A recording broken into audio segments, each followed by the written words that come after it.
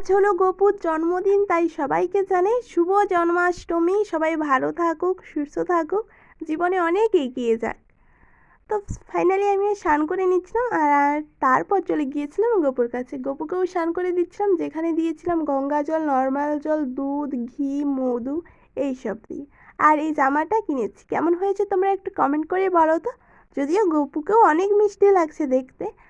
আর এই সাইডে ওনার প্রসাদ পাওয়ার কিছু ব্যবস্থা করেছিলাম, যেখানে ছিল ওনার পছন্দের, একদম পছন্দ মানে 10 নম্বরের মধ্যে 1 নম্বর, মানে একজন আছে, যেখানে ছিল কালো গাভীর দুধ, সঙ্গে ছিল মাখন, 3 থেকে 4 রকমের লাড়ু আর কিছু জিনিস। তো মা থাকলে আরও হয়তো বেশি কিছু করতে পারতাম, তো একদমই কিছু করতে পারলাম না সেরকমভাবে। তো যতটুকু আমি পেরেছি ততটুকুই করেছি তোমার জন্মদিনে গপু। রাগ করো না, পরের বছর বড় কিছু করব, ইচ্ছে আছে। তো প্রচুর তোমার লীলা শুনি আর প্রচুর ভালো লাগে আমার। তোমাদের কার কার গোপুর লীলা অবশ্যই ভালো লাগে, কমেন্ট করে জানিও। তারপর এখানে আমি মুড়ি খেয়ে নিচ্ছিলাম। মুড়ি খাওয়ার পর দুপুরও হয়ে গিয়েছিল অনেকটাই, তারপর ভাতও খেয়ে নিচ্ছিলাম।